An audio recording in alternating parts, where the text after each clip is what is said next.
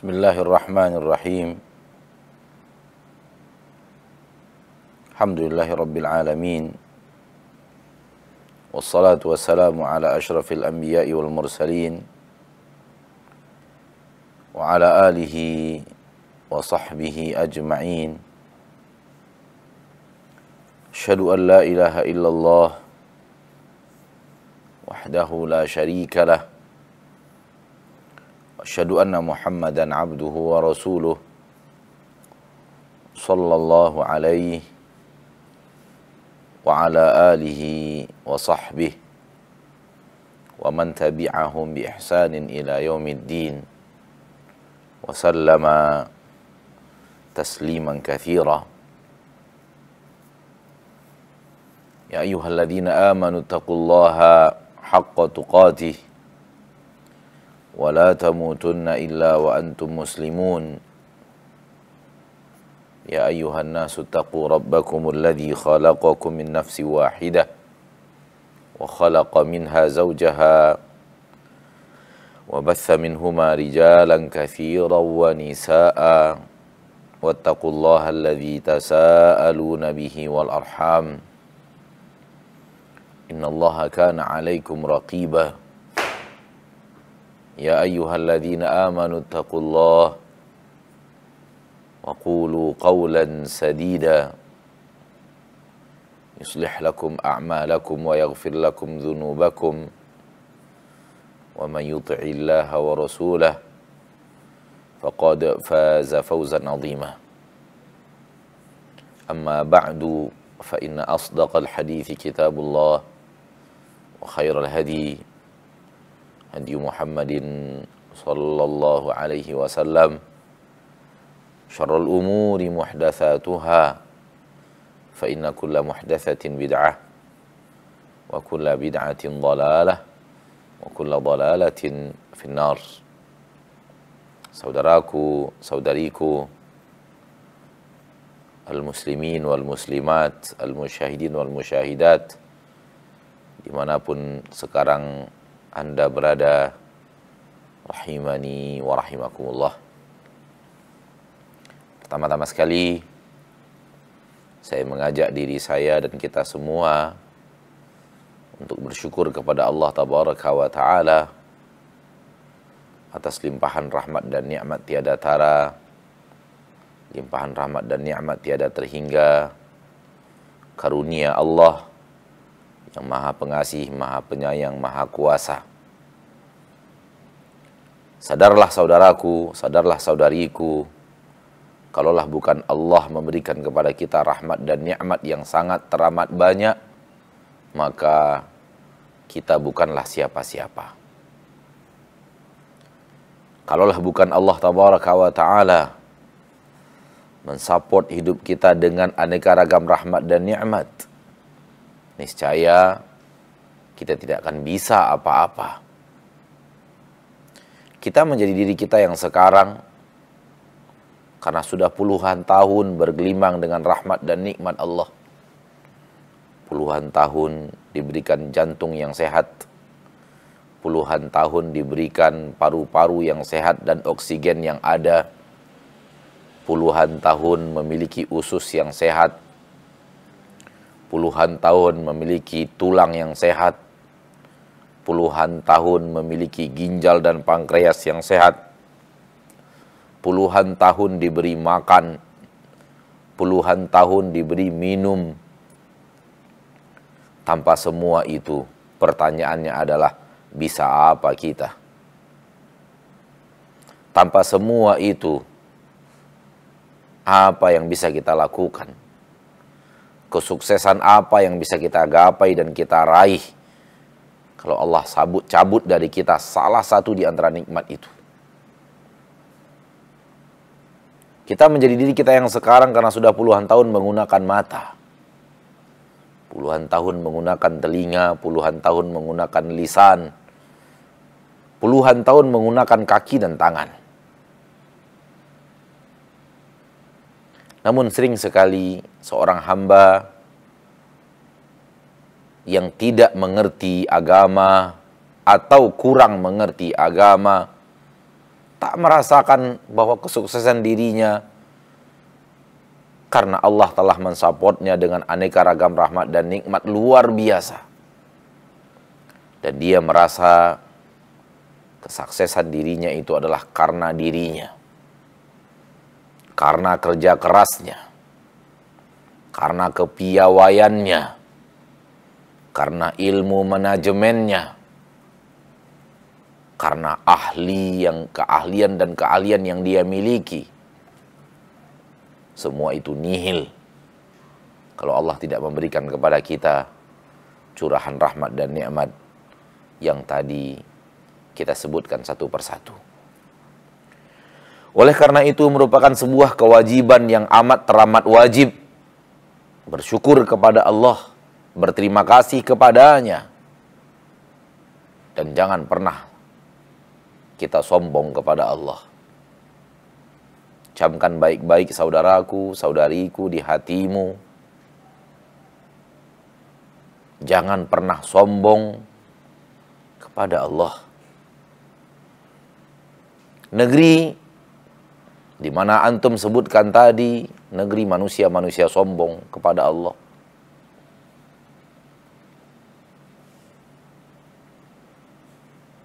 Sehingga keberadaan manusia-manusia sombong di sekeliling Anda sangat mungkin mempengaruhi diri Anda. Sangat mungkin mempengaruhi sikap Anda kepada Allah Tabaraka wa ta'ala. Pola hidup materialis, pola hidup percaya kepada kemampuan diri, pola hidup kesuksesan kita yang membuatnya. Semua itu mungkin terlalu banyak orang-orang seperti itu dengan sifat itu di sekitar Anda, berbaur dengan dirimu, berbicara, bercakap-cakap dengan Anda, sehingga mengeluarkan kata-kata yang bisa masuk ke hatimu melalui telingamu, sehingga mempengaruhi hati itu.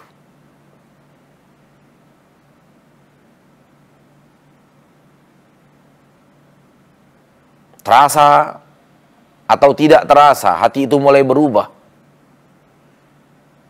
seiring dengan apa yang sering terdengar, seiring dengan apa yang sering terlihat, seiring dengan filosofi kehidupan orang-orang di sekitar. Dan manusia dengan tabiat kehidupannya adalah manusia yang mempengaruhi dan dipengaruhi.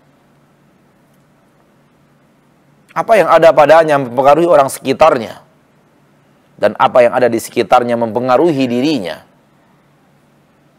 Maka mawaslah, berhati-hatilah. Hidup hanya sebentar, sebentar lagi kiamat.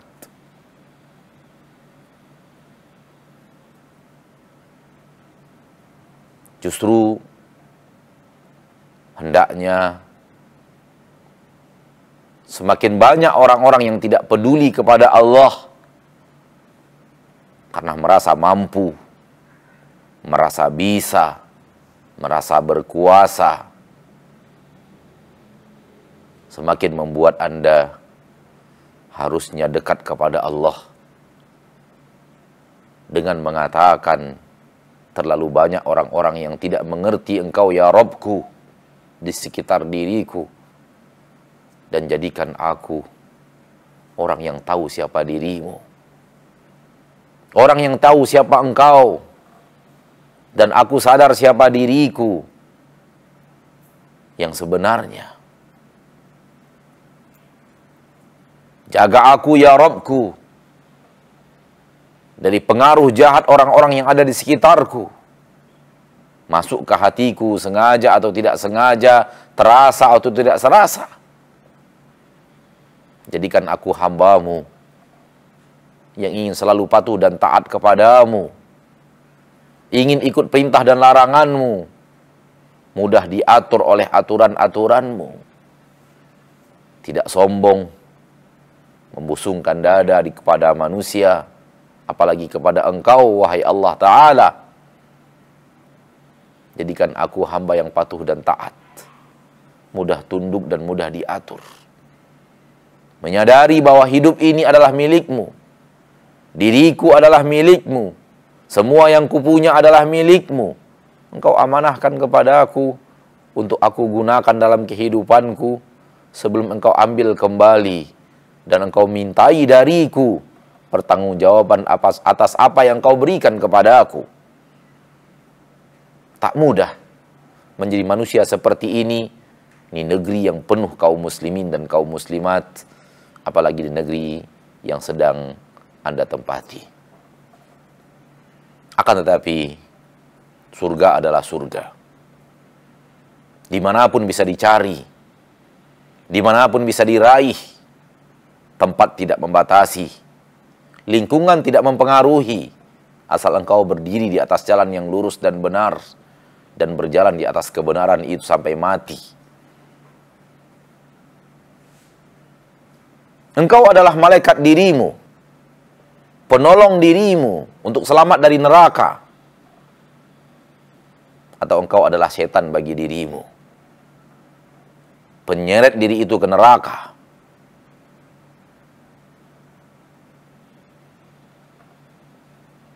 Hidup untuk surga dan neraka, Allah memberikan kepada engkau pilihan. Yang mau ke neraka, yang mau ke surga, ke surga. In hiya illa a'malukum wahsiha lakum thumma uwafikum iyyaha. Apa yang kalian terima di akhirat nanti, wahai hamba-hambaku, kata Allah, apa yang kalian amalkan dalam kehidupan kalian sehari-hari, tak ada yang ditambah, tak ada yang dikurang-kurangi. Uhsiha lakum thumma uwafikum iyyaha. Aku hanya mencatatkan, aku hanya merekapkan, aku hanya menuliskan dengan catatan yang sangat serba lengkap. Kemudian kuberikan lagi kepada catatan itu. Silahkan kalian baca biografi diri kalian sendiri, nilai sendiri. Kullu nafsin bima kasabat rahina. Setiap jiwa akan mempertanggungjawabkan apa yang dia kerjakan masing-masing. Setiap jiwa tergadai kepada amalnya sendiri-sendiri. Apabila dia gadaikan dengan gadaian baik, dia akan menerima kebaikan. Apabila dia gadaikan dengan amalan-amalan buruk, jangan salahkan Allah kalau keburukan itu yang dia dapatkan. Ayo sadari, hidup ini sangat teramat singkat. Yang sangat teramat singkat itu pun lebih setengahnya telah kita lewati. Kapan lagi kita akan serius kembali kepada Allah, pencipta langit dan bumi? Sudah lebih daripada separuh umur terlewatkan. Yang tersisa lebih sedikit daripada yang telah dilewati. Akankah yang tersisa ini masih terus digunakan untuk mencari dan mencari apa yang ada di dunia ini, dan lupa untuk mengumpulkan dan mengumpulkan untuk perjalanan panjang nanti? Akhirnya hanya engkau yang bisa memutuskan jalan hidup mana yang akan engkau tempuh, kemana engkau akan langkahkan kakimu, kemana engkau arahkan badanmu dan pikiranmu. Di satu sisi ada Nabi bersama orang-orang saleh, pengikut para Nabi. Di satu sisi ada syaitan bersamanya, kenikmatan-kenikmatan dunia dengan pencinta-pencinta dunia. Ada hartawan dengan harta yang melimpah ruah seperti Qarun dan yang semisal dengannya. Dan ada pula penguasa dengan kekuasaan tingkat tinggi seperti Fir'aun dan yang sejenis dengannya. Silahkan kau memilih kelompok mana yang kau cintai, kelompok mana yang kau sukai, dan kemana engkau akan menggabungkan dirimu. Jangan salahkan Allah manakala engkau menggabungkan dirimu bersama Fir'aun dan Qarun dan antek-anteknya, kemudian ia masukkan engkau bersama mereka ke nerakanya.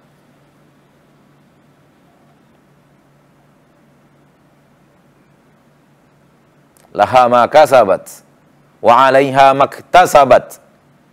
Setiap jiwa mendapatkan kebaikan dari amalnya sendiri, dan setiap jiwa merasakan keburukan buah daripada perbuatannya sendiri. Wala yadhlimu rabbuka ahada. Rabbmu telah tidak pernah menzolimi siapapun.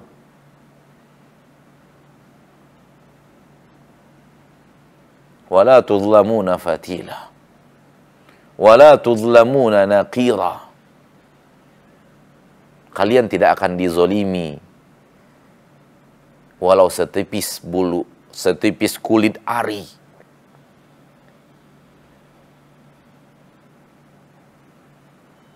Maka setipis apapun penzoliman itu mustahil terjadi dari Allah pencipta langit dan bumi kepada kita para hamba yang hidup di bumi.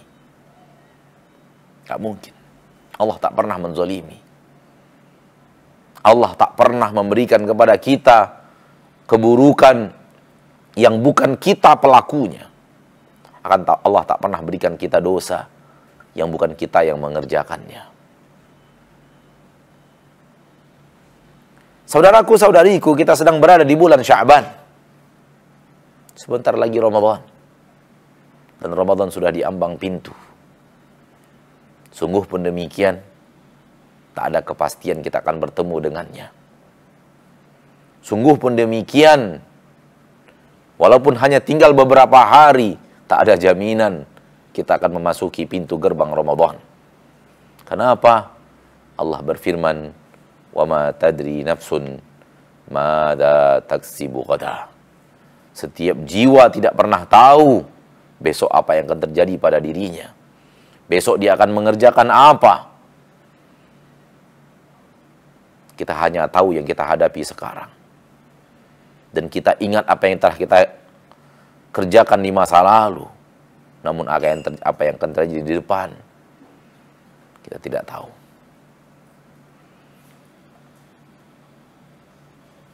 Penumpang pesawat Adam Air yang berangkat dari Jakarta menuju Sulawesi mungkin telah telepon keluarganya, sambut saya di bandara, siapkan kendaraan untuk menjemput saya. 2,5 jam lagi saya akan bertemu Anda. Buktinya sampai sekarang jasad mereka pun tak ditemukan. Demikian juga dengan penumpang Mandala yang berangkat dari Medan menuju Jakarta. Mungkin telah berkata kepada keluarganya, sebentar lagi ayah akan bertemu dengan dirimu. Sebentar lagi bunda akan bersama kalian. Akan tetapi hanya beberapa menit di udara, mereka pun bertemu dengan ajalnya. Hal yang sama penumpang AirAsia dari Jakarta menuju Singapura di malam tahun baru di malam itu. Mungkin mereka telah siapkan acara, mereka telah buat rencana pesta, akan tetapi mereka tenggelam di air di sebelah Kalimantan, di perairan lautan di samping Kalimantan Tengah, sehingga akhirnya satu kata bahwa tak ada yang tahu apa yang akan terjadi pada kita keesokan harinya. Oleh karena itu, kepada Allah kita berharap. Darinya kita berharap, kepadanya kita meminta agar Ia pertemukan kita dengan Ramadan yang akan datang. Kalau tidak Dia yang mempertemukan kita dengan Ramadan, maka kita tidak akan pernah bertemu dengan Ramadan untuk selama-lamanya. Hanya Dia, saudaraku. Hanya Dia, saudariku. Allah yang telah menciptakan kita, menciptakan anak-anak kita, menciptakan seluruh dunia dan isinya, memberikan kepada kita seluruh yang kita punya sekarang ini. Hanya Dia satu-satunya, di tangannya keputusan mutlak apakah kita bisa bertemu dengan Ramadan atau tidak. Hati tentu sangat berharap, namun kepastian tidak bisa dimiliki. Oleh karena itu, menengadahlah kepadanya, meminta kepadanya, berharap darinya. Allahumma ballighna Ramadan. Ya Allah, sampaikan kami ke bulan Ramadan. Ya Allah, pertemukan kami dengan Ramadan. Ramadan adalah bulan mulia. Bahkan bulan yang paling mulia dari 10 bulan yang ada, yang diciptakan Allah Tabaraka wa Ta'ala. Dia adalah sayyidus syuhur, penghulunya seluruh bulan, yang paling mulia dari seluruh bulan. Allah spesialkan dia untuk para hamba. Untuk para hamba, Ramadan adalah bulan spesial. Hamba yang mana? Hamba Allah Ta'ala. Hamba yang ingin menghambakan dirinya kepada Allah. Adapun kalau hamba yang tidak ingin menghambakan dirinya kepada Allah, tak ada fungsinya Ramadan bagi dirinya. Tak ada bedanya Ramadan dengan Sya'ban, Sya'ban dengan Rajab, Rajab dengan Dzulhijjah untuk dirinya. Dia tahu hari ini matahari terbit, sore nanti akan tenggelam. Yang dia tahu adalah dunia dan materi yang ada di dalamnya. Dunia dan apa yang ada di depan matanya. Sedikit pun hati mereka tidak ingin untuk menabung untuk kehidupan akhirat. Maka untuk hamba-hamba yang seperti ini, apa guna Ramadan baginya?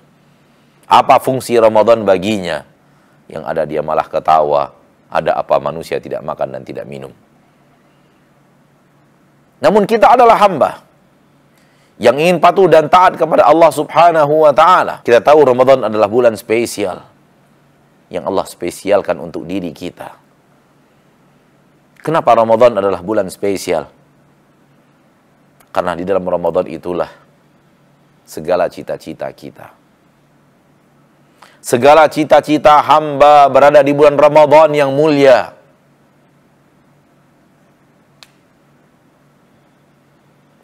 Segala keinginan tertinggi, cita-cita teragung, tujuan hidup kita yang paling tinggi,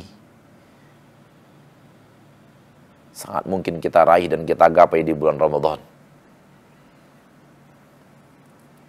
Saudaraku, saudariku, bukankah cita-citamu ingin dicintai oleh Allah dan disayangi oleh Allah? Kalau iya, Ramadan adalah jawabannya. Saudaraku, saudariku, bukankah Anda adalah orang yang berdosa dan Anda ingin dosamu dihapus oleh Allah Ta'ala, dimaafkan oleh Allah Sang Pencipta? Kalau iya, maka Ramadan adalah solusinya. Ramadan adalah jawabannya. Saudaraku, saudariku, bukankah engkau ingin pintu surga terbuka untukmu? Pintu neraka ditutup darimu? Kalau memang iya, Ramadan adalah solusinya. Ramadan adalah jawabannya. Saudaraku, saudariku, bukankah Anda ingin menikmati kenikmatan-kenikmatan yang ada di surga Allah? Maka Ramadan adalah solusinya. Yang tahu Ramadan, maka dia akan sangat memuliakan Ramadan. Yang tahu Ramadan, maka dia akan sangat merindukan Ramadan.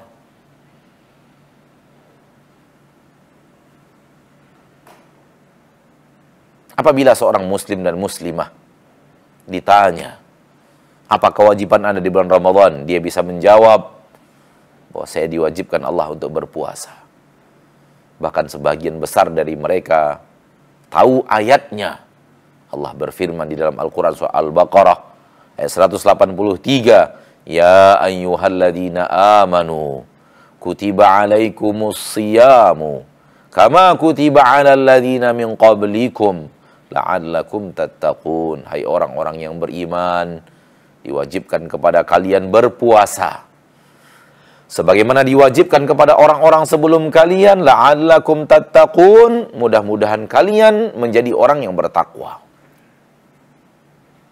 Akan tetapi, sayang 1000 kali sayang. Akan tetapi, sayang 1.000.000 kali sayang. Banyak orang yang hafal ayat ini, namun tak mengerti artinya. Mereka hanya mengerti terjemahannya, artinya tak mengerti. Atau mungkin kalimat lain saya mengatakan mereka hanya mengerti artinya, akan tapi kandungan maknanya tak mereka fahami.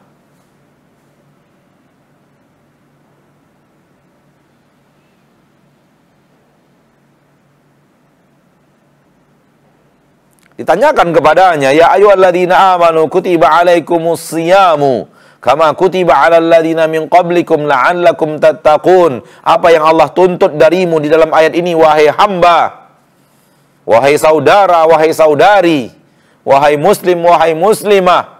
Mereka berkata, Allah menyuruh saya berpuasa. Puasa apa yang Allah perintahkan kepadamu? Allah menyuruh saya untuk tidak makan, untuk tidak minum, meninggalkan makanan dan minuman, dimulai dari terbit fajar, waktu masuk sholat subuh, dan berakhir dengan tenggelamnya matahari, waktu masuk sholat maghrib di hari itu. Apakah ini kandungan makna ayat yang Anda tahu? Dia jawab, iya. Apa kandungan makna lainnya? Dia jawab, tidak tahu. Sehingga apa yang Anda pahami dari ayat ini, wahai saudaraku? Dia katakan, itulah yang saya pahami dari kandungan ayat. Ini yang saya katakan, tahu arti tak tahu makna. Ini yang saya katakan, tahu terjemahan tak tahu arti.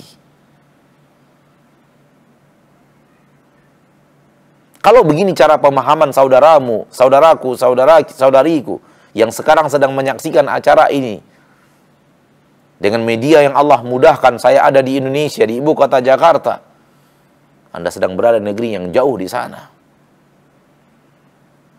Kalau ini pemahaman Anda tentang ayat ini, maaf, saya katakan, Anda hanya tahu terjemahan, tak tahu arti.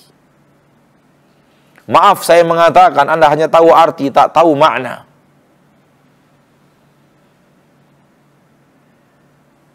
Dan ini pemahaman banyak orang tentang ayat ini. Dan ini yang ada di benak banyak orang ketika membaca ayat ini. Hanya semata-mata tak makan, tak minum, tak berhubungan badan suami istri dari waktu subuh mulai masuk sampai masuknya waktu maghrib. Habis. Sampai di situ. Padahal kandungan ayat ini dalam sekali. Kandungan ayat ini hebat sekali. Maknanya yang dalam sekali. Namun menjadi dangkal oleh pemahaman mereka-mereka yang tadi kita katakan tak mengerti arti ayat. Bersama saya beberapa menit ke depan, saudaraku, mari kita pahami ayat ini dengan baik, agar nanti kita amalkan dengan baik ketika datang bulan Ramadan. Pertama sekali, yang Allah panggil untuk berpuasa adalah orang-orang yang beriman.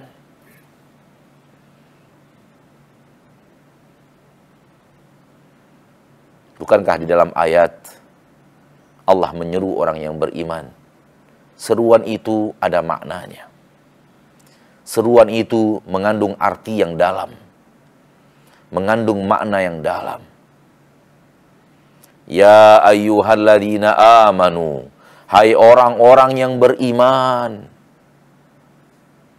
Ini hilang dari banyak orang-orang yang tadi memaknai ayat hanya berpuasa, hanya tidak makan dan tidak minum.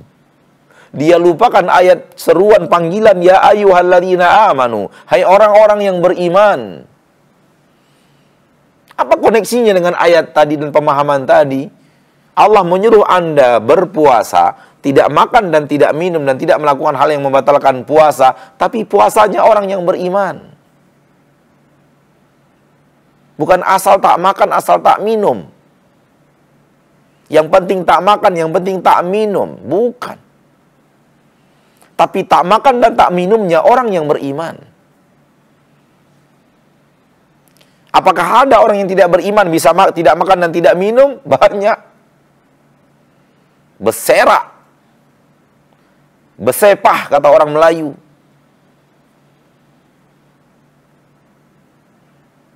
Bahkan percaya tidak percaya, sebagian orang sekarang ada yang sengaja tidak makan, tidak minum 12 jam, 13 jam dalam hidupnya hanya untuk mencari kesehatan. Karena telah ditemukan dalam rumus kesehatan, manusia kalau ingin sehat sekali dalam sepekan, atau 3 atau 4 kali dalam sebulan, hendaknya dia kosongkan perutnya dari seluruh makanan dan minuman 12 sampai 13 jam. Teori ini menyebar di tengah orang-orang yang ingin sehat. Kalau itu mereka lakukan sementara mereka tidak beriman dengan Al-Quran, itu mereka lakukan sementara mereka tidak beriman dengan surga dan neraka dan akhirat, itu mereka lakukan sementara mereka tidak beriman dengan adanya hari kiamat. Pertanyaannya, apa bedamu dan mereka? Apa yang membedakan puasamu dengan puasa mereka? Bahkan kaum Yahudi dan Nasrani juga punya puasa, sebagaimana kita berpuasa. Dan mereka juga dari mulai terbit fajar, namun sampai waktu Isya, lebih lama daripada kita bahkan. Kalau puasa itu hanya puasa tak makan dan tak minum, apa yang membedakan puasamu dengan puasa Nasrani? Apa yang membedakan puasamu dengan puasa Yahudi? Yang membedakan puasamu dengan puasa mereka, Anda berpuasa, puasanya orang yang beriman. Sementara mereka berpuasa, puasa orang yang tidak beriman. Ya ayyuhalladzina amanu, punya kandungan makna yang sangat dalam.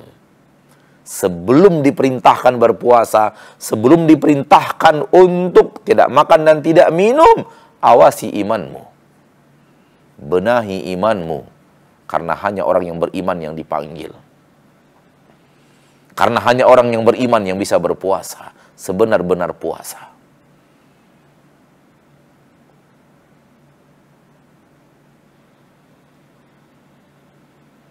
Mungkin Anda akan bertanya, Ustadz, seperti apa puasa orang yang beriman?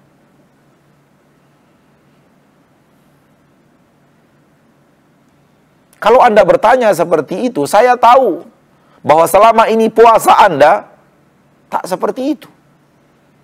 Sekiranya Anda sebelum ini berpuasa, puasanya orang yang beriman, Anda tidak perlu bertanya lagi. Karena Anda sudah tahu, beginilah puasa orang yang beriman. Kalau tidak begini berarti puasa orang yang tidak beriman.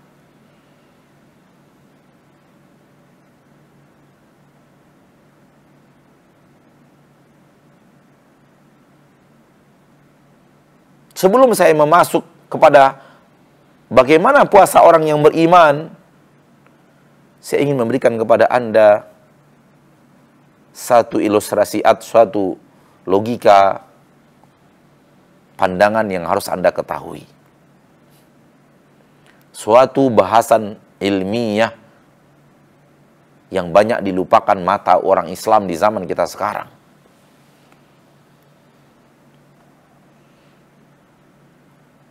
Yaitu nasi atau apapun yang menggantikan nasi seperti kentang, roti, gandum, kurma, makanan pokok lainnya, sayur mayur aneka ragam, telur, susu, daging, ikan, semua itu Allah ciptakan untuk manusia. Huwallazi khalaqa lakum ma fil ardi jami'an.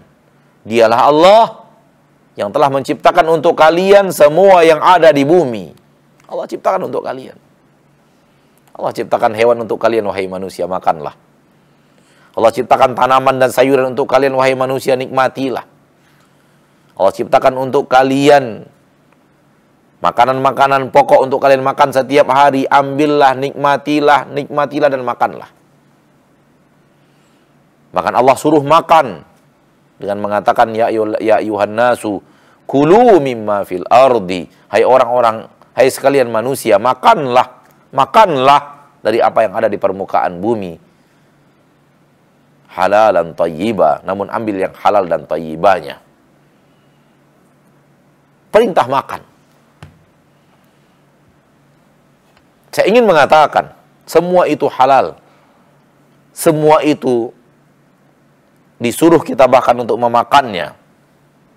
Semua itu makanan-makanan yang kita butuhkan dalam hidup kita untuk bertahan hidup. Bahkan kita butuhkan juga untuk kesehatan kita. Seperti buah-buahan dan sayur-sayuran.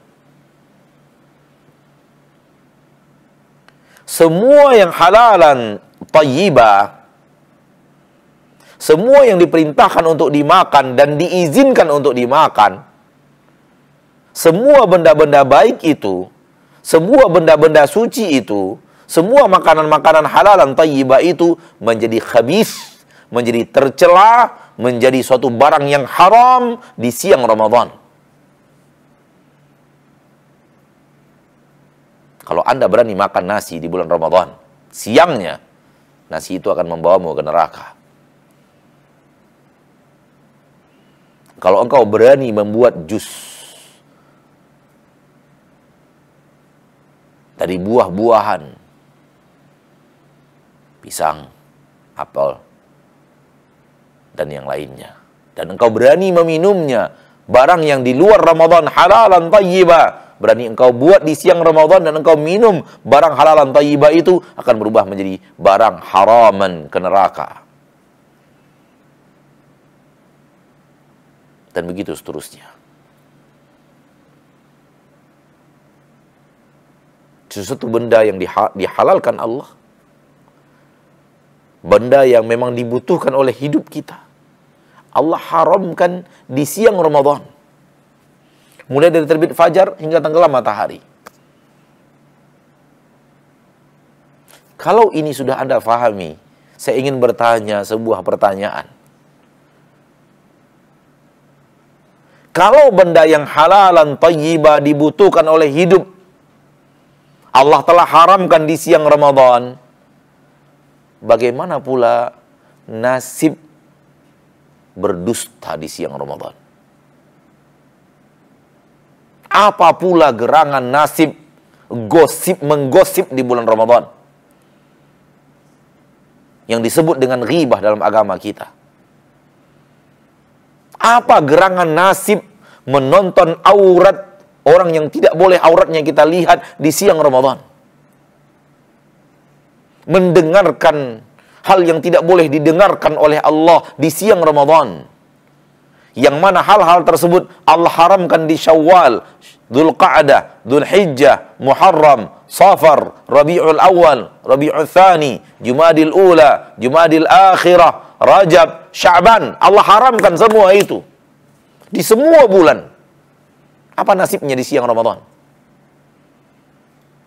Bagaimana keharamannya di siang Ramadan, aku, saudaraku?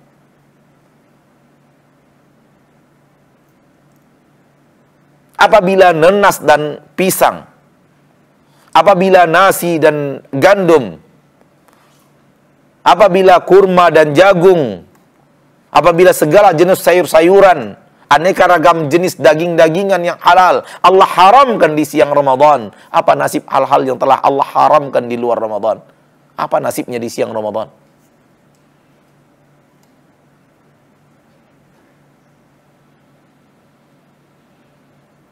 Kalau Anda faham hal ini, Anda akan faham makna yang tadi. Hai orang-orang yang beriman.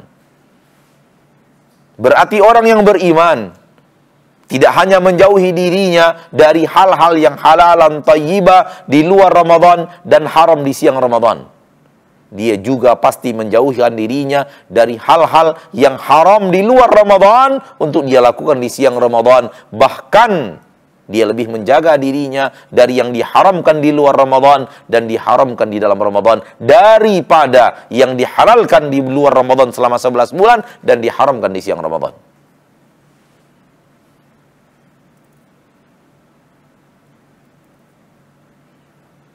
Puasa orang yang beriman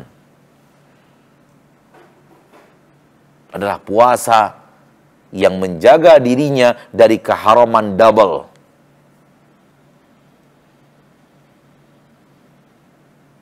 Kemudian menjaga dirinya dari keharaman yang tidak double.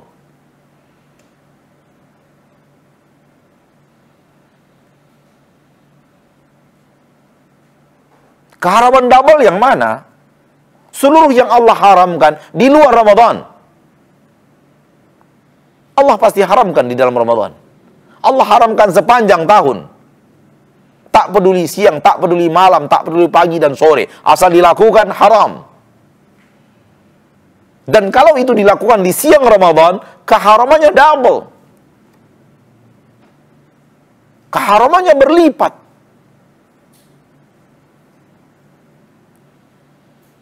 Adapun nasi dan lauk pauknya, buah-buahan dan aneka ragamnya, itu di luar Ramadan, siang Ramadan, di luar siang Ramadan, halalan thayyibah. Sebanyak pun Anda makan, Allah tidak akan pernah marah. Asal dihasilkan dari hasil yang halal. Dan dia menjadi haram di siang Ramadan saja, malamnya menjadi halal kembali. Berarti keharamannya satu. Keharamannya single. Bukan double.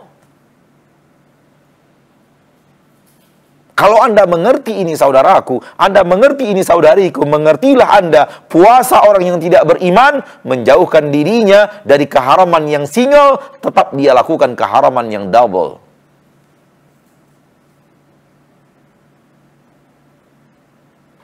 Sehingga tidak makan dan tidak minum, hanya sekedar tidak makan dan tidak minum, matanya tidak berhenti dari melakukan maksiat. Lisannya tidak berhenti dari melakukan maksiat.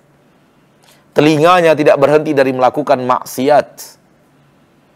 Tangannya tidak berhenti dari melakukan maksiat. Kakinya tidak berhenti dari melangkah ke tempat maksiat. Hidungnya tidak berhenti dari melakukan maksiat. Kulitnya tidak berhenti dari melakukan maksiat. Menyentuh hal yang tidak boleh disentuh. Fikiran dan hatinya tidak berhenti dari melakukan maksiat. Orang yang seperti ini bukan orang yang beriman ketika menjalankan puasa. Orang yang seperti ini bukanlah orang yang beriman ketika tidak makan dan tidak minum. Yang dipanggil orang yang beriman.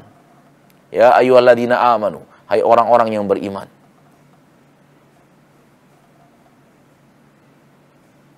Berimankah kita?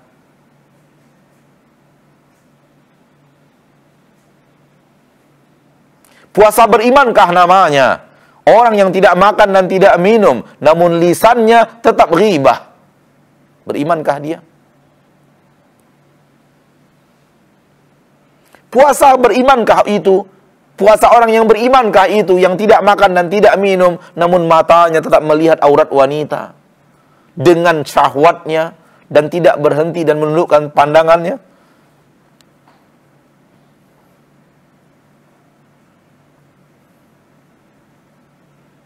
Wa ala hadza faqis, qiyaskan segala yang diharamkan Allah seperti yang tadi saya katakan.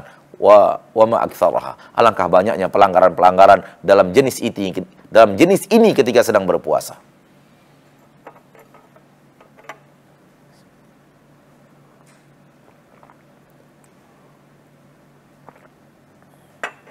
Di sini, di negeri kita ini, di Indonesia tercinta ini, amat sangat banyak orang yang berpuasa, puasa orang yang tidak beriman. Nah, itu terlihat nyata. Terlihat jelas.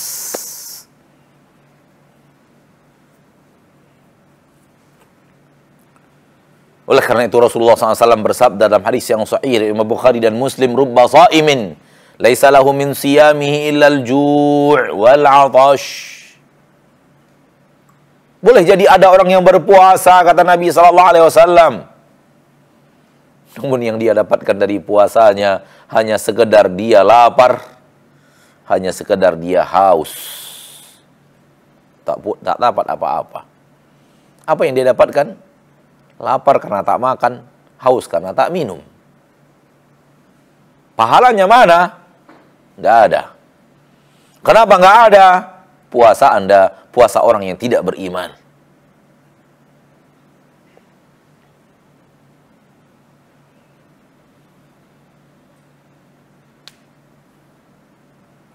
Maka sembari menahan diri dari makan dan minum, tahanlah diri dari seluruh yang maksiat.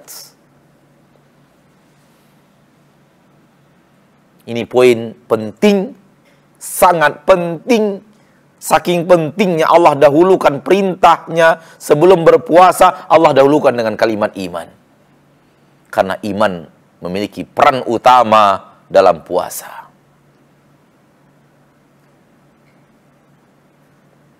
Yang kedua, kutiba alaikumus siyamu kama kutiba alal ladina min qablikum.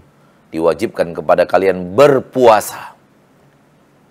Berpuasa adalah menahan diri dari makan dan minum dan seluruh yang membatalkan puasa dari mulai terbit fajar hingga tenggelam matahari dengan melakukan beberapa poin berikut ini. Pertama, dianjurkan Anda untuk santap sahur. Dan ketika bersantap sahur itu, niatkan besok ingin puasa Ramadan. Dan niat itu tidak perlu dilafaz-lafazkan. Tidak perlu Anda mengucapkan nawaitu shauma ghadin an adai syahri ramadhana fi hadhihi sanati lillahi ta'ala. Tidak perlu. Karena niat itu adalah keinginan hati untuk melakukan sebuah kegiatan. Anda yang malam ini ada niat untuk besok pagi olahraga, tenis, bulu tangkis, sepak bola, dan yang lainnya, Anda telah berniat. Berniat besok pagi akan olahraga, tapi realnya bahwa Anda tidak pernah mengucapkan sengaja saya berniat besok pagi ingin tenis. Dan Anda juga tahu, saya berniat untuk tenis. Itulah dia niat. Apa itu niat? Keinginan hati.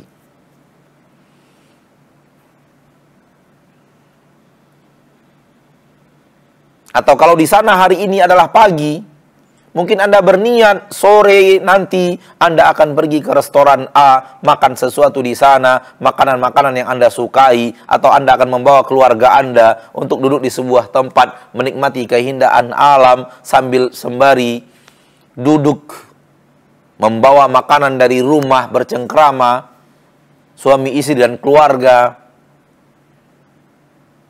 Pun Anda tak pernah meniatkan dengan mengucapkan niat itu, sengaja aku nanti sore akan begini, akan begitu.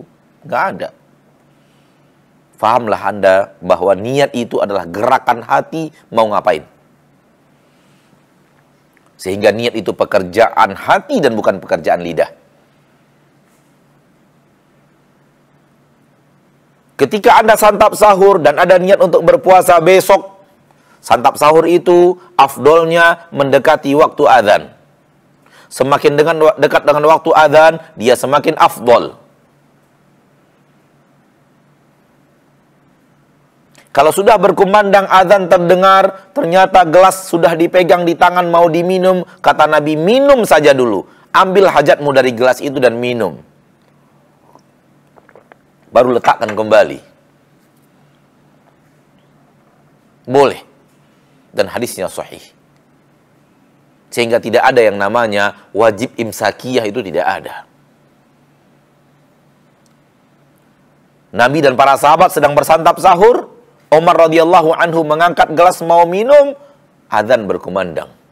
Kata Umar kepada Nabi, "Ashrabuh, bolehkah saya minum ya Nabi?" Kata Nabi SAW, kalau kalian mendengar suara azan dan gelas, bejana gelas sudah di tangan kalian, jangan letakkan lagi sampai kalian ambil hajat kalian dari gelas itu.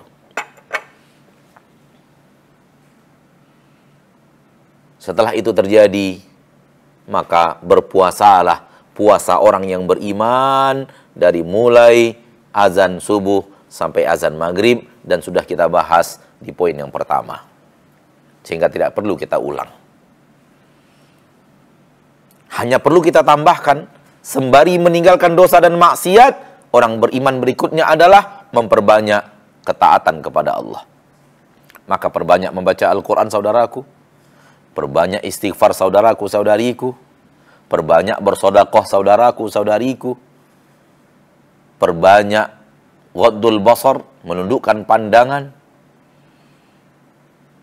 perbanyak ikhlaskan amal, Ketika Anda bekerja ke kantor, niatkan untuk mencari hasil yang halal dan niatkan untuk diinfakkan sebahagiannya, entah 10%-nya, entah 15%-nya, agar amal Anda, harian itu, pekerjaan Anda, kantoran itu, semuanya menjadi ibadah.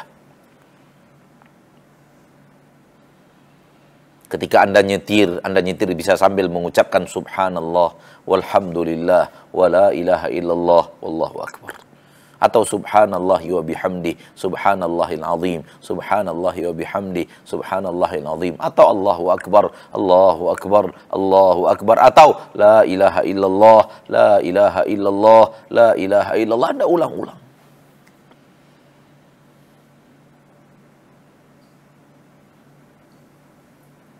Astaghfirullahal azim, astaghfirullahal azim wa atubu ilaih, astaghfirullahal azim wa atubu ilaih. Ulang-ulang.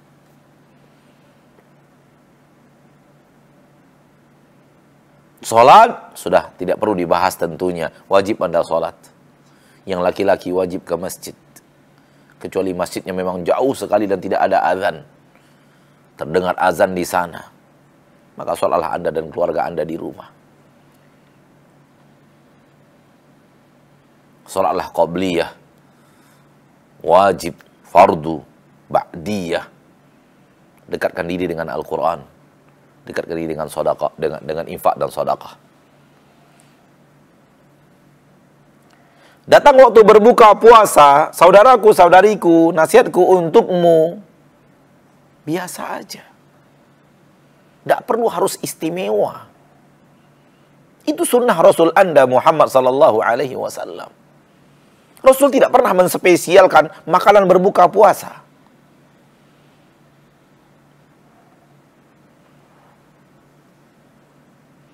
Puasa bagi hari-hari lainnya hanya memperbanyak ketaatan. Adapun menjaga diri dari maksiat sudah ada di sepanjang tahun, tidak hanya di bulan Ramadan.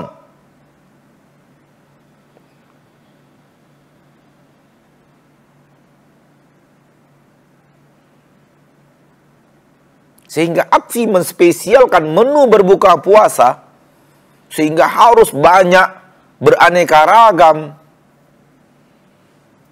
adalah sebuah kebiasaan yang tidak baik dan kurang cermat. Haram tidak haram. Allah tidak murka. Namun aneh aja.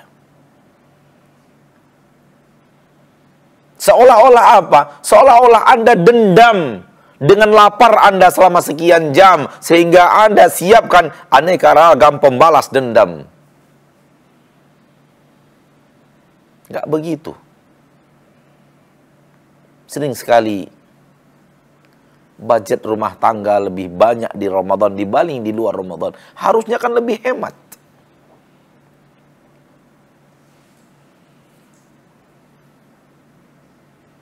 Maka biasakan diri berbuka puasa itu normali aja, biasa aja. Apa yang biasa Anda makan, itulah yang Anda makan. Sunnahnya memang diawali dengan rutab kalau ada. Apa itu rutab? Kurma yang masih basah, masih lembek. Rasul kalau ada kurma rutab, maka beliau makan rutab dulu. Namun kalau tidak ada kurma rutab, maka kurma tamar. Tamar apa? Kurma yang sudah kering. Baru setelah itu minum air. Atau ada makan buah-buahan. Kemudian baca doa berbuka puasa. Dhahabal dhama'u wabtallatil uruqu wa thabatal ajru insyaallah. Setelah itu pergi ke masjid sholat. Setelah pergi ke masjid sholat, pulang baru makan. Atau mungkin kebiasaan di sana sudah ada, di negeri kita juga sudah mulai ramai, yaitu berbuka puasa bareng-bareng dengan saudara-saudara di masjid. Kalau di masjid yang kita bangun bersama kawan-kawan di Pekanbaru, Masya Allah, Alhamdulillah. Ya, sudah menjadi kebiasaan buka bersama di masjid, makan bersama di masjid setelah sholat maghrib. Bahkan setiap sore, walillahil hamd, ada sekitar 2.500 orang yang hadir. Dan menu berbuka bersamanya disiapkan oleh kaum muslimin yang memang memiliki kelebihan harta.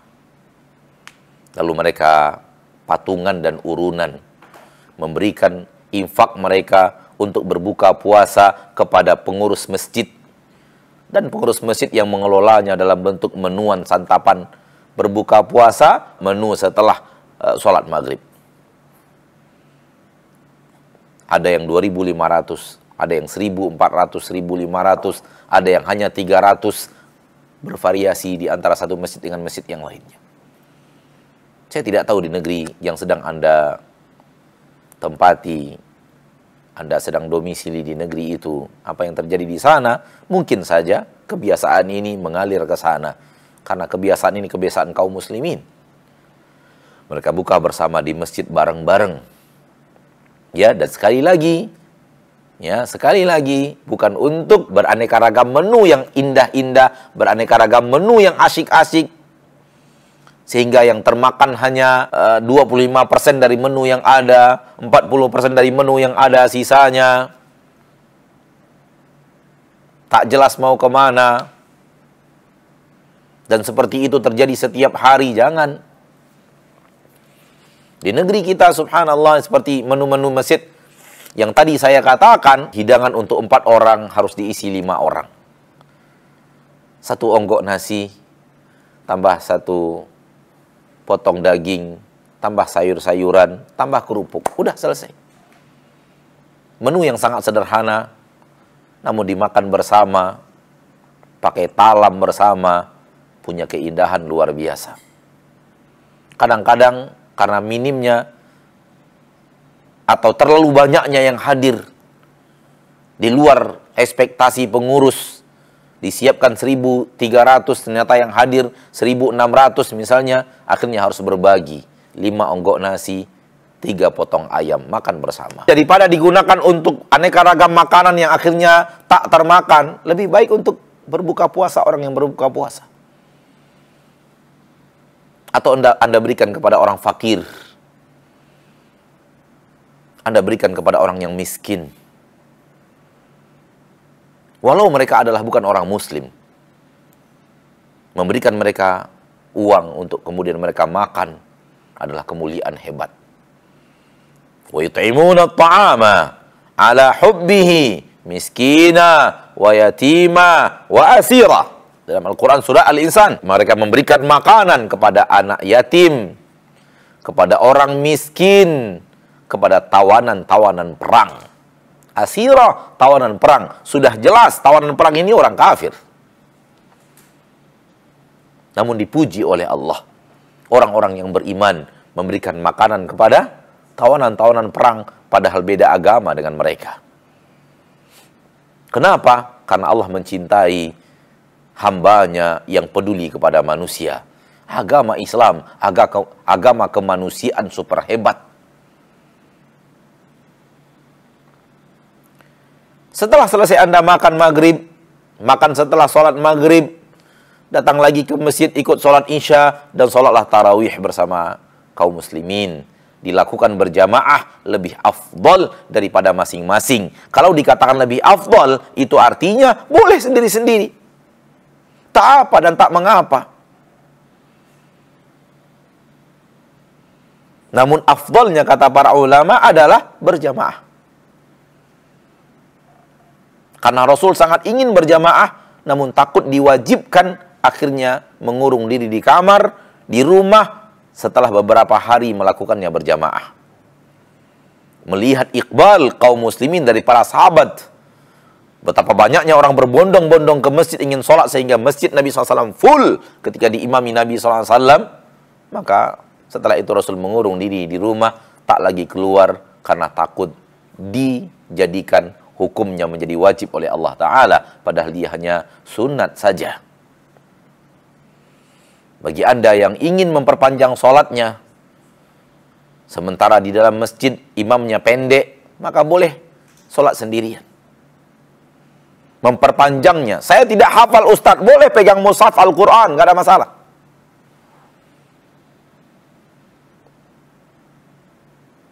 Anda siapkan Al-Quran, terutama Al-Quran saku yang kecil, lalu kemudian Anda bertakbiratul ihram, doa iftitah, membaca Al-Fatihah, kemudian Anda buka Al-Quran, lalu Anda baca. Bismillahirrahmanirrahim. Alif lam mim. Dzalikal kitabu la raiba fihi. Hudal lil muttaqin. Dan selanjutnya dan selanjutnya. Selesai surah Al-Baqarah, Anda pun ruku', Anda pun i'tidal, Anda pun sujud. Berdoa dan memohon kepada Allah, Anda duduk di antara dua sujud. Anda kemudian sujud lagi, Anda naik lagi, membaca Al-Fatihah, buka lagi Al-Quran, pindah surat Ali Imran.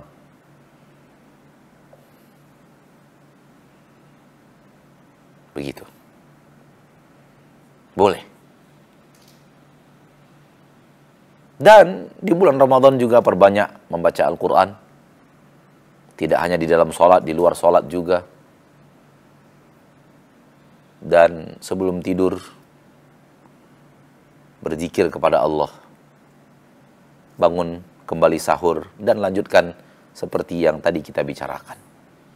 Mudah-mudahan dengan semua itu, la'allakum tattaqun, kalian benar-benar menjadi hamba yang bertakwa. Aplikasi iman di dalam puasa Ramadan mudah-mudahan memberikan takwa di dalam hati. Kalau takwa sudah masuk ke dalam hati, maka aneka ragam kebaikan akan Allah berikan. Apabila kita membaca Al-Quran, puluhan janji Allah akan berikan kepada orang-orang yang bertakwa. Dan Anda akan dapatkan itu kalau Anda berhasil menjadikan Ramadan ini memasukkan takwa ke dalam hatimu. Saya rasa secara materi cukup sampai sekian dulu. Kita lanjutkan dengan tanya jawab pada kesempatan yang berbahagia ini. Sallallahu wasallam wa baraka wa an'am ala abdihi wa rasulihi Muhammad. Jazakallah khair Ustaz atas paparan materinya. Mudah-mudahan kita bisa ambil manfaat dan satu yang saya akan garis bawahi aja. Mari kita perbaiki iman kita, karena imanlah perintah yang pertama disampaikan kita kepada Allah sebelum Allah memberikan kepada kita perintah puasa sebagaimana dalam surat Al-Baqarah tadi yang saya sebutkan. Selanjutnya saya persilakan jamaah sekalian untuk bertanya, boleh langsung raise hand yang hadir dan menyampaikan pertanyaan sesuai dengan yang sudah kita sampaikan di awal. Mohon pertanyaannya dibuat seefektif mungkin, tidak usah ceritanya terlalu panjang, jadi kita bisa banyak mengakomodasi pertanyaan. Sambil menunggu Ustaz, saya bacakan yang sudah masuk. Nah, insya Allah pertanyaannya. Yang pertama ini ada pertanyaan berhubungan dengan berpuasa bersama. Bagaimana pandangan atau pendapat Ustaz pada pandangan Islam mengenai berpuasa bersama? Kadang-kadang itu kan memicu kita berkumpul antara laki dan perempuan, misalnya karena kurangnya tempat dan segala macam. Dan mungkin saya tambahkan sedikit di sini pertanyaan dari saya ke Ustaz. Bagaimana kalau undangan itu berasal dari orang yang tidak berpuasa atau non-muslim? Undangan dari orang yang tidak berpuasa, buka bersama, tidak ada perintah khusus, baik di dalam Al-Quran ataupun di dalam hadis. Dan juga tidak ada larangan, baik di dalam Al-Quran ataupun di dalam hadis, sehingga dia kembalinya kepada urf, kebiasaan di tengah masyarakat. Di sini berlaku kaidah yang selalu disebut oleh para ulama dalam bahasan fikih, al-urfu muhakkamah. Kebiasaan suatu negeri itu punya kekuatan hukum. Allah tidak perintahkan, Allah tidak larang, sehingga dua-duanya boleh, dikerjakan boleh, ditinggal juga tidak mengapa.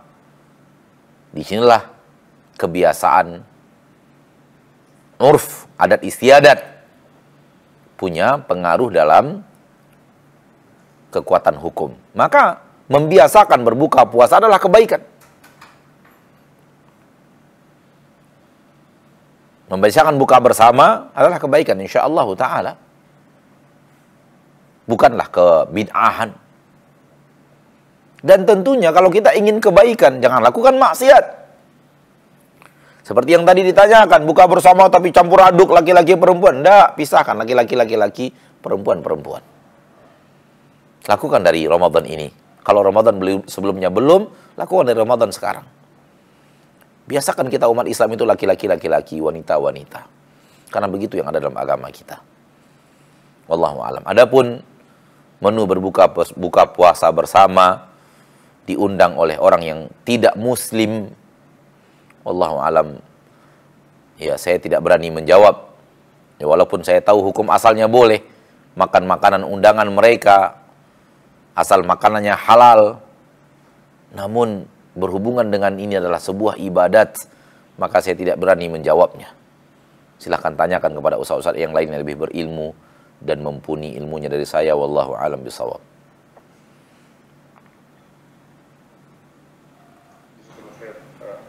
Balik lagi Bapak Ibu, kalau ada yang bertanya langsung silahkan raise hand. Sambil menunggu ini sudah ada lumayan banyak pertanyaan yang masuk saya. Pertanyaan yang kedua, bolehkah sesekali kita meminta suami itu untuk buka puasa di rumah, terutama kalau masjidnya jauh, ini supaya suami bisa sholat maghrib berjamaah di rumah tersebut? Saya rasa dari materi yang saya paparkan tadi sudah terjawab, ya. Kalau kita simak dari awal materi ini sudah terjawab. Kalau masjidnya jauh sehingga azan tidak terdengar ke rumah, maka boleh untuk sholat di rumah, sholat bersama keluarga. Apalagi hanya sekedar berbuka puasa, apalagi istri ingin berbuka puasa bersama kita dan anak-anak, maka ya insyaallah tidak mengapa. Wallahu a'lam.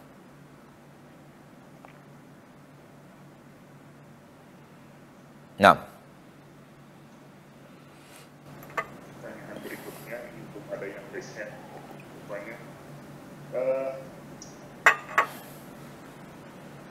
Gibah dengan keharamannya, apakah itu atau bagaimana dampaknya pada batal atau tidaknya puasa kita? Atau tidak membatalkan puasa, tapi menggerogoti pahala puasa. Tidak membatalkan puasa, namun menggerogoti pahala puasa. Sehingga orang yang tidak makan dan tidak minum, namun tetap melakukan maksiat, puasanya sah. Maksud puasa sah adalah dia berpuasa, dia tidak melakukan keharaman, tidak berpuasa. Dia tidak melakukan maksiat kepada Allah dengan tidak berpuasa. Puasanya sah. Dalam kalimat lain, menggugurkan kewajiban puasa. Namun maksiat yang dia lakukan, ghibah and the gang, itu membuat pahala puasanya hilang. Ketika pahala puasanya hilang dikarenakan maksiat yang dia lakukan, jadilah dia orang yang puasanya sah, kegugurannya wajib, namun pahalanya nggak ada. Itu yang tadi kita bacakan hadisnya, rubba shaimin.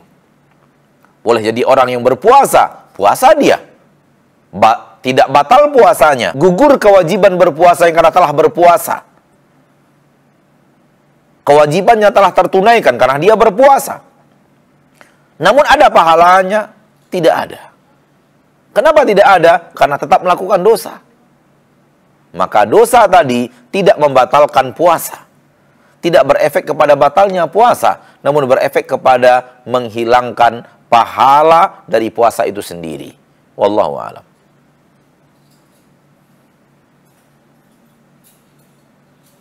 Mudah-mudahan jawabannya jelas untuk ini ya. Selanjutnya Ustaz, pertanyaan berikutnya. Sebagaimana yang sudah Ustaz jelaskan tadi, bahwa perintah iman keluar dulu sebelum kita berpuasa ya, dari surat Al-Baqarah. Kemudian pertanyaan di sini, selama ini kita itu menunggu Ramadan untuk berpuasa dan sebagainya. Cuman menurut menurut penanya, beliau ini belum memahami surat Al-Baqarah sebagaimana yang Ustaz sampaikan atau Ustaz jelaskan dalam program ini. Apakah ini mempengaruhi kualitas puasanya? Baik. Pengaruhi atau tidak pengaruhi itu dinilai dari bagaimana mengamalkan Ramadan sebelum ini. Mungkin secara ilmiah tidak terbahas dan tidak tertampilkan dengan maksimal oleh sebahagian dai, namun aksi umat Islam dalam berpuasa Ramadan boleh jadi telah berpuasa dengan puasa orang yang beriman. Maka kualitas puasanya masih bagus. Yang kita khawatirkan tadi, sehingga kita ingatkan, adalah kebiasaan di tengah kaum muslimin yang berpuasa bukan berpuasa orang yang beriman. Hanya puasa, mohon maaf, kami mengatakannya puasa awamers. Puasanya orang awam. Tak makan, tak minum, namun tak berhenti melihat yang haram. Tak makan, tak minum, namun tetap berbicara yang haram. Tak makan, tak minum, tapi tetap nongkrong di tempat yang haram. Tak makan, tak minum, bahkan tidak sholat. Tak makan, tak minum, bahkan duduk terus bercerita dengan cerita-cerita yang penuh dosa. Jadi, kualitas puasa itu kembali kepada pengamalan individu. Namun orang yang mengerti ayat ini, sangat-sangat mengerti ayat ini, insya Allah pengertiannya terhadap ayat ini akan mempengaruhi puasanya insya Allah ke depan.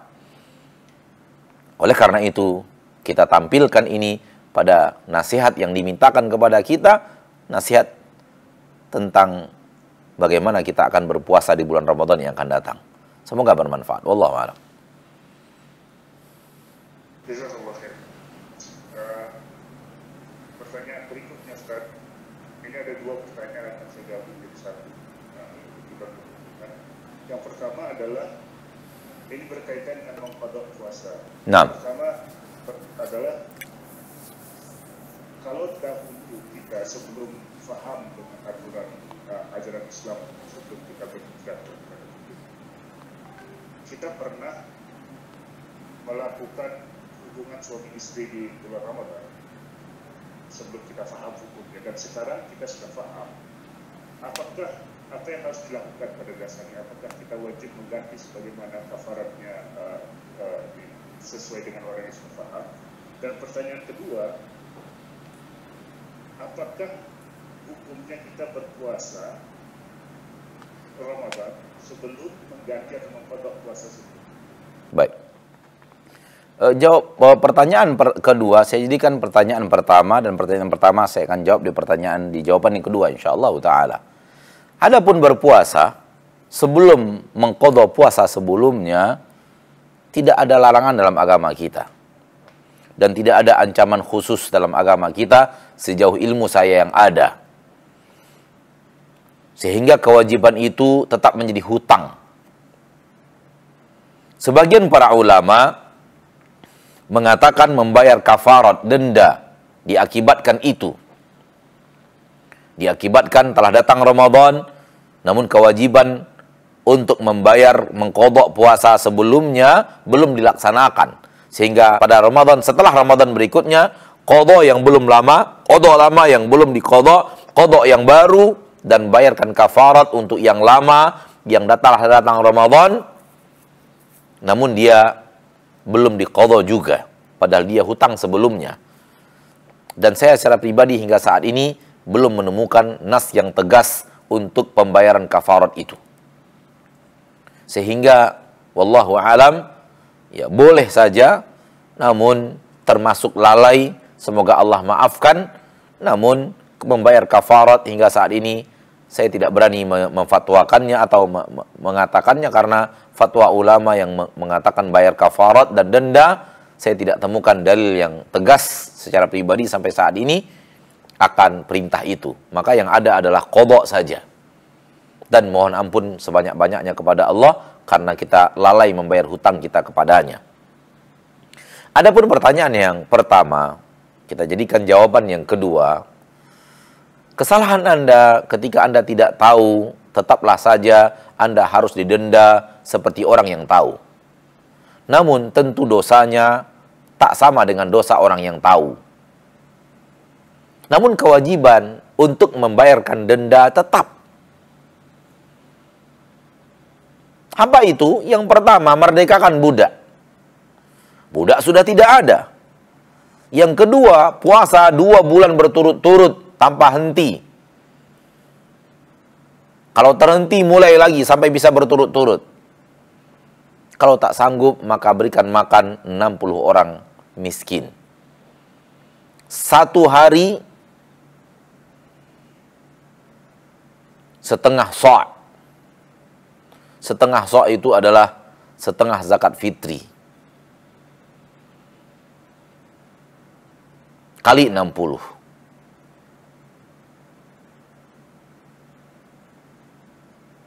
Wallahu ta'ala alam. Naam. Selanjutnya ada 2 pertanyaan lagi. Seandainya kita terlupa atau terlewat sholat atau sahur dan itu sudah saatnya sholat subuh, apakah masih diperbolehkan kita sekedar untuk seteguk air? Kemudian dengan kebiasaan ini, karena takut terlupa atau terlewat, terlepas dari bahwa itu tidak dizahirkan niat saja, bisakah kita menggerakkan hati kita itu untuk berniat begitu sholat begitu buka puasa kita insya Allah besok di pasar, akan takut kelewat waktu sahurnya. Dan ada beberapa, ini yang kedua, ada beberapa doa buka puasa yang mana sebenarnya lebih disyariatkan dalam Islam. Apakah yang Allahumma lakas itu atau yang dhahabat duma'u itu dosa? Baik. Niat tadi, bisa Anda buat 1 bulan full. Ini malam pertama Ramadan. Besok hari pertama berbuka untuk berpuasa Ramadan. Malam ini niatkan untuk full Ramadan berpuasa insya Allah. Kalau nggak ada halangan. Maka Anda telah punya niat untuk full Ramadan puasa. Adapun malam per malamnya hanya memperkokohnya saja. Bukankah Anda ketika akan datang Ramadan, Anda berniat semua Ramadan ini akan saya puasakan karena dia adalah wajib? Berarti itu sudah niat Anda. Namun malam ini ketika bersantap sahur, dikuatkan lagi niat besok berpuasa. Dan ketika Anda santap sahur, sebenarnya Anda sudah berniat puasa, buktinya santap sahur. Ketika Anda akan tidur setelah sholat tarawih, Anda pasti punya niat besok berpuasa. Maka terlambat pun bangun, nggak ada masalah. Yang tidak boleh itu begini, Pak. Mirip dengan orang berpuasa sunat. Boleh di puasa sunat, tidak boleh di puasa wajib. Apa itu? Tak ada niat berpuasa. Pergi sholat subuh, tak ada niat berpuasa. Baca Al-Quran di masjid, tidak ada niat berpuasa. Bahkan sudah ada ceramah agama 1,5 jam, tidak ada niat berpuasa. Setelah selesai ceramah, ada teman memanggil kita, ada bahasan yang dibahas penting, duduk pula bersama dia 45 menit, tak ada niat berpuasa. Pulang ke rumah 15 menit dalam perjalanan, tak ada niat berpuasa. Sampai di rumah, beraktivitas, mengerjakan pekerjaan kantor, karena kita bekerja dari rumah. Tak ada niat berpuasa, datang jam 12 siang, rasa perut tidak lapar. Lalu ingat, untuk apa saya makan? Saya belum makan apa-apa. Udah saya lanjutkan saja, saya puasa sampai maghrib. Itu boleh untuk sholat sunat. Itu boleh untuk puasa sunat, tak boleh untuk puasa wajib. Jadi niat puasanya nggak ada. Memang nggak ada. Namun qadar Allah, dia sampai jam 12 siang dia merasa tak lapar. Maka dia lanjutkan saja sampai sampai sore berpuasa. Boleh demikian. Karena awalnya tak ada niat berpuasa. Persis Nabi ingin pergi makan pulang, sampai di rumah ditanya apa yang hendak dimakan. Rasul ingin makan bahkan. Berarti tidak ada niat berpuasa. Kata istrinya, tak ada. Kata Nabi, kalau begitu saya puasa aja sampai sore. Baru ada niat puasanya ketika hendak makan, tidak ada yang mau dimakan.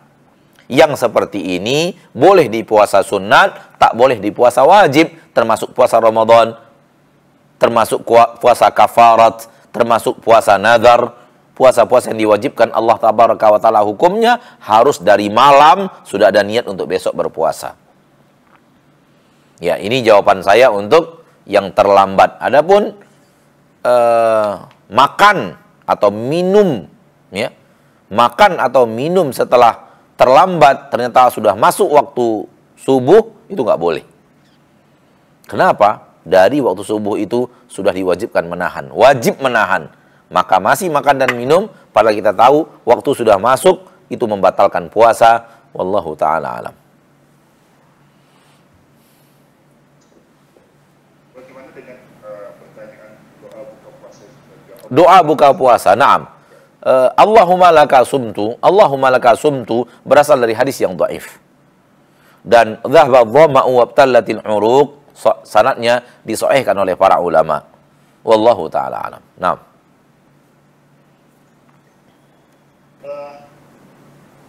Ini pertanyaan selanjutnya mengenai tarawih dan salat tahajud. Naam. Apakah bisa kita satukan salat tarawih dan tahajud? Atau mungkin saya berubah sedikit pertanyaan ini. Apakah sama salat tarawih dengan salat tahajud? Nah, baik. Salat malam, yaitu salat sunat di malam hari, yang dia tidaklah qabliyah atau ba'diyah isya, maka semua itu disebut oleh para ulama qiyamul lail, salat pada malam hari. Masuk ke dalam sabda Nabi SAW, man qama ramadhana imanan wahtisaba ghufira lahu ma taqaddama min dhanbih. Barang siapa yang melakukan qiyam, lihat Nabi mengatakan barang siapa yang melakukan qiyamul lail, qama ramadhana, dia melakukan qiyamul lail pada bulan Ramadan, maka solat malam itu dinamakan solat qiyam. Penamaannya di luar Ramadan identik dengan tahajud. Dan penamaannya di dalam Ramadan identik dengan tarawih, dan dia sama-sama qiyamul lail. Dia sama-sama qiyamul lail. Maka dia adalah solat malam yang sama. Di Ramadan namanya tarawih, disebut orang tarawih, dan dia juga adalah tahajud. Dan di luar Ramadan sering dibilang orang tahajud. Namun dia adalah bagian daripada sholat malam, akan tapi jarang disebut orang sebagai sholat tarawih kalau di luar Ramadan. Namun pada dasarnya kedua-duanya adalah ibadah yang sama, yaitu qiyamul lail, sholat menghadap Allah di malam hari, ibadah sunnat. Wallahu ta'ala a'la wa alam bis-shawab. Saya sambung pertanyaan yang barusan Ustaz ya. Kan biasanya kita di sini itu habis tarawih stop dalam 10 malam terakhir itu, karena nanti sebelum subuh atau sebelum sahur kita kembali sholat sholat tahajud.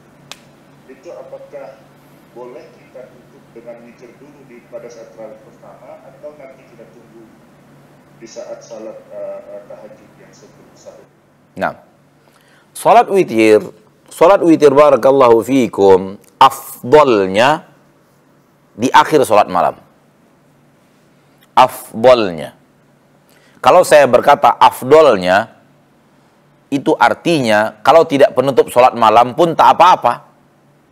Namun afdolnya penutup salat malam.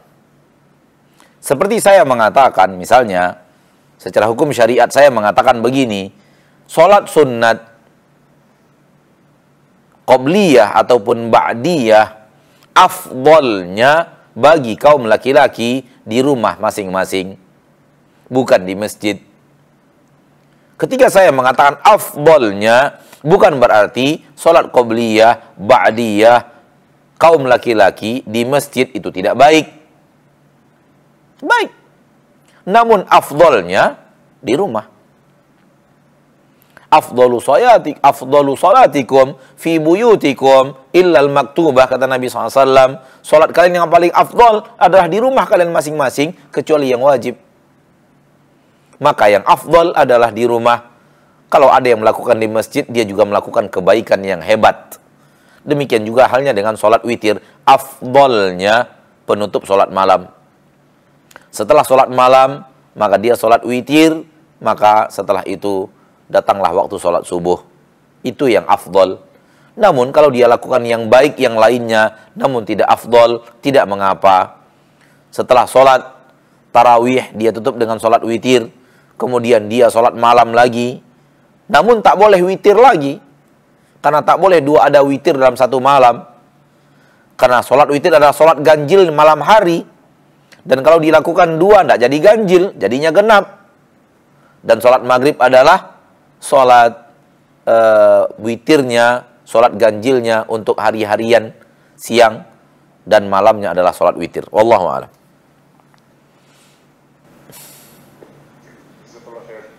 Ustaz,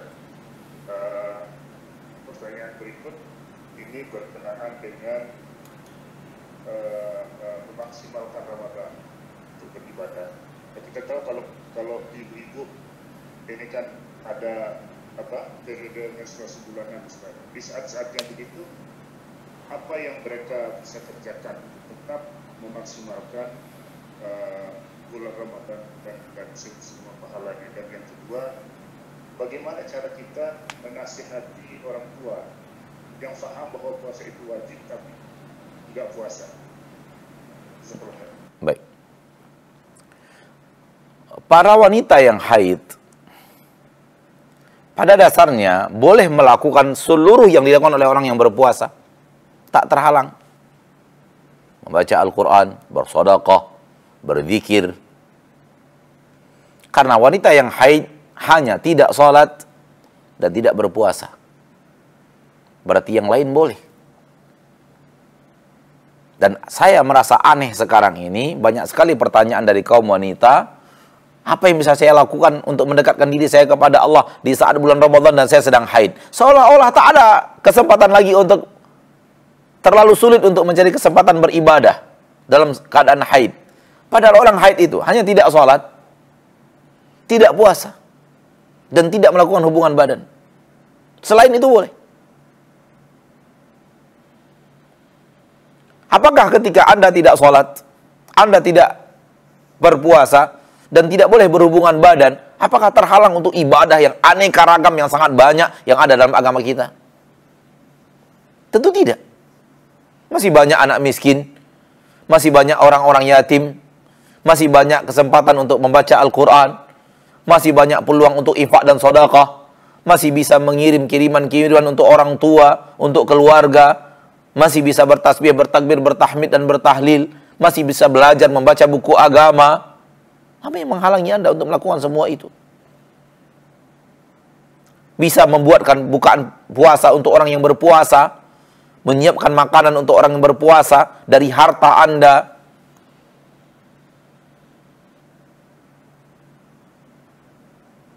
Harta suami adalah harta suami, harta istri adalah harta istri, sebagaimana yang ada dalam agama Islam. Dengan harta istri, dia siapkan makanan untuk suami yang sedang berpuasa, untuk anak-anaknya yang sedang berpuasa, dari harta pribadinya dia. Maka dia juga dapatkan pahala suaminya, pahala anak-anaknya, tanpa mengurangi pahala anak-anak dan suami itu. Terlalu banyak hal yang bisa dia lakukan walaupun sedang haid. Maka saya sangat heran, begitu banyak pertanyaan dari wanita-wanita, apa yang bisa kami lakukan untuk mendekatkan diri kami kepada Allah di saat kami sedang haid di bulan Ramadan? Aneh, kenapa? Terlalu banyak. Kenapa seolah-olah tertutup? Seolah-olah puasa Ramadan hanya puasa Ramadan yang bagian daripada ketaatan di bulan Ramadan. Hanya seolah-olah sholat ketaatan di bulan Ramadan. Maka ketika dihalangi sholat, dihalangi puasa, seolah-olah tertutup pintu ketaatan kepada Allah. Dari mana pandangan ini? Siapa yang memberikannya? Dari mana masuknya ini? Maka tidak benar. Ya. Terlalu banyak. Itu yang pertama. Yang kedua, dengannya saya ingin tutup jawaban saya, yaitu Anda sedang mendapatkan pahala dengan tidak sholat. Anda sedang mendekatkan diri kepada Allah dengan tidak puasa. Maka tidak sholatnya orang yang haid adalah ibadah. Dan tidak puasanya orang yang haid adalah ibadah. Yang ini beribadah dengan puasa, yang ini beribadah dengan tidak berpuasa. Yang ini beribadah dengan cara sholat, yang ini beribadah dengan cara tidak sholat. Kenapa? Kalau Anda sholat, Anda berbuat maksiat. Kalau Anda berpuasa, Anda berbuat maksiat. Itu artinya apa? Anda tidak sholat, Anda sedang beribadah. Anda tidak berpuasa, Anda sedang beribadah. Tidak beribadahnya Anda, tidak sholatnya Anda adalah ibadah Anda. Tidak puasanya Anda adalah ketaatan dirimu. Engkau sedang mendekatkan dirimu kepada Allah dengan tidak berpuasa dan tidak sholat. Itu yang harus difahami. Kenapa? Anda sedang patuh dan taat. Makna ibadah adalah kepatuhan dan ketaatan. Allah katakan lakukan, kita lakukan. Maka berpuasa adalah ibadah. Allah katakan tinggalkan, Anda tinggalkan. Ketika Anda meninggalkannya, Anda sedang beribadah. Beribadah itu adalah melakukan apa yang Allah perintahkan. Sebagaimana ibadah itu adalah meninggalkan apa yang Allah larang. Maka ibadah ada dua. Ibadah fi'liyah, ibadah tarkiyah. Ibadah mengerjakan sesuatu yang diperintahkan untuk dikerjakan. Ibadah meninggalkan sesuatu yang harus ditinggalkan, yang diperintahkan untuk ditinggalkan. Maka tidak semua, maka jangan difahami ketika Anda tidak sholat, Anda tidak beribadah. Anda beribadah kepada Allah dengan tidak sholat. Anda mendekatkan dirimu kepada Allah dengan tidak berpuasa. Dengan itu, yang berpuasa sedang beribadah, Anda pun sedang beribadah. Wallahu a'lam.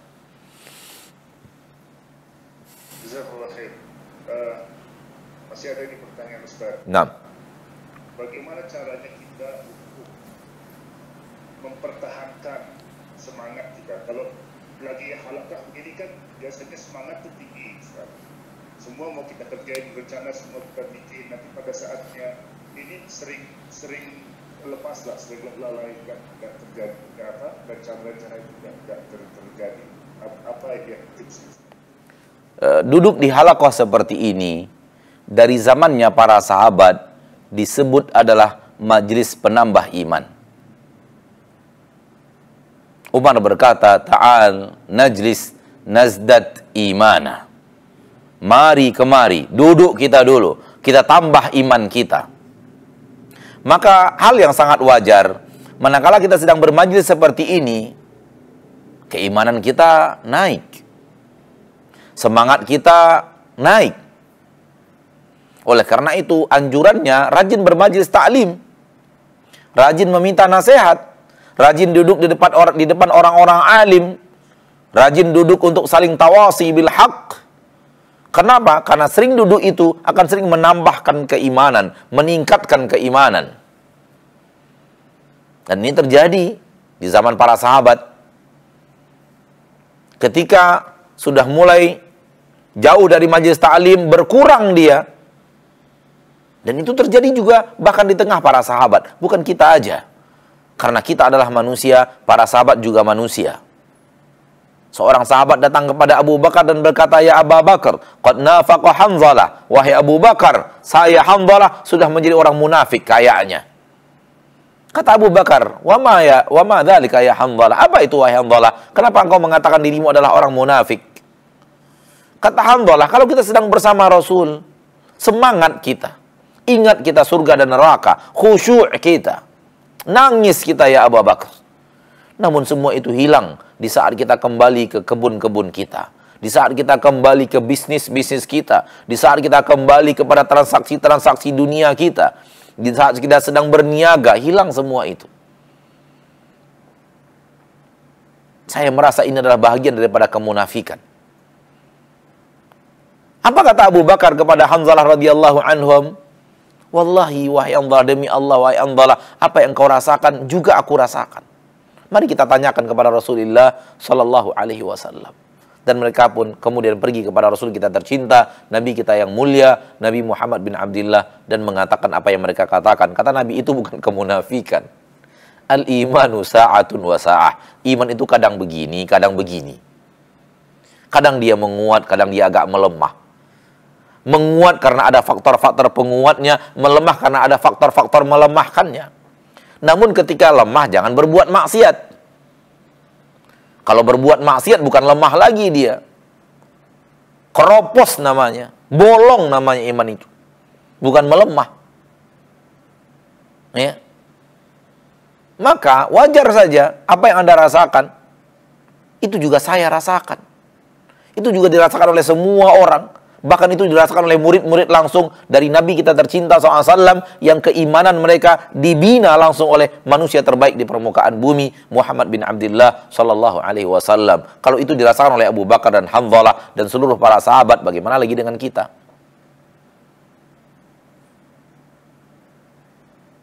Nasihat saya adalah belajarlah untuk beramal. Belajarlah untuk beramal. Jangan belajar, jangan terbiasa bertekad untuk beramal. Karena bertekad untuk beramal itu sangat gampang dipatahkan iblis. Hanya sekedar ingin bertekad, ingin beramal. Saya ingin begini Saya besok ingin begini Saya mulai Ramadan besok ingin begini Itu hanya ketika majelis taklim. Selesai majelis taklim, masuk kita kepada dunia makan-makan setelah majelis taklim. Makan-makan habis, semangat tadi habis lagi dia.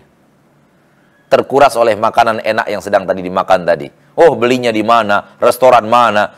Chefnya siapa? Chefnya siapa? Dari mana datangnya? Dikirim dari Surabayanya kapan? Udah. Pembicaraan-pembicaraan itu membuat kita lupa lagi apa yang tadi kita tekadkan. Maka yang harus kita lakukan adalah belajar beramal. Apa itu belajar beramal? Belajar mengkontinukan amal. Contoh, mulai malam ini, lakukanlah baca Al-Quran. 2 halaman. Malam besok, 2 halaman lagi. 2 halaman besok, 2 halaman lagi. Sebelum besok tidur, 2 halaman lagi. 2 halaman, 2 halaman, 2 halaman, 2 setiap malam. Itu namanya belajar beramal.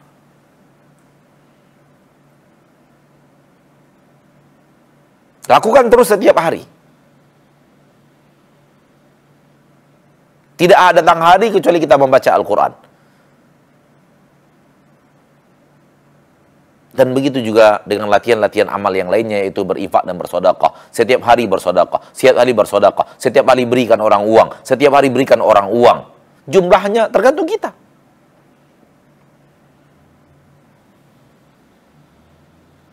Dan rutinkan itu terus.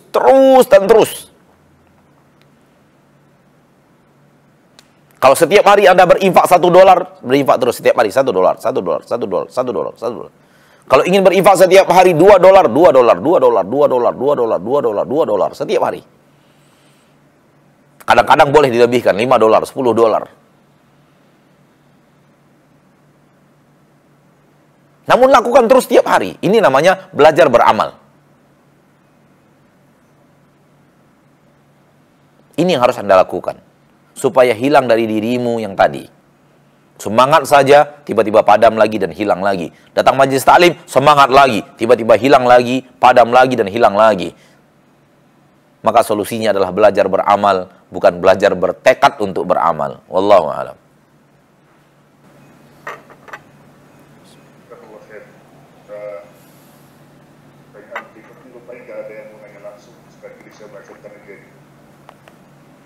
Bagaimana dengan puasa orang tua. Kalau kita tahu orang tua kita dulu sering meninggalkan puasa dan kemudian meninggal, apakah meninggal dunia, apakah anak-anaknya itu bisa mengkodok puasa untuk orang tua yang sudah meninggal, atau kalau tidak bagaimana caranya untuk mengganti puasa yang sudah meninggalkan? Puasa orang tua yang beliau tinggal dan beliau sudah wafat, madha ilallah. Beliau telah kembali kepada Allah dengan segala apa yang terjadi. Maka sejauh yang saya tahu tidak ada aksi qadha. Kecuali orang tua kita adalah orang yang rajin berpuasa. Kemudian di bulan puasa dia di akhir hayatnya dia berpuasa namun sakit. Datang bulan puasa namun dia sakit dan tidak berpuasa. Setelah Ramadan itu belum sempat menggantikannya dan wafat. Sehingga ada hutang puasa 10 hari, 12 hari. Maka yang seperti ini sebagian ulama, nggak semuanya juga, sebagian ulama mengatakan walinya lah yang akan puasa untuknya. Adapun kalau bukan itu yang dimaksud, namun yang dimaksud saya tahu orang tua saya lalai berpuasa, saya ingin mengqadhakan untuknya, maka tidak ada pintu qadha sama sekali. Wallahu a'lam.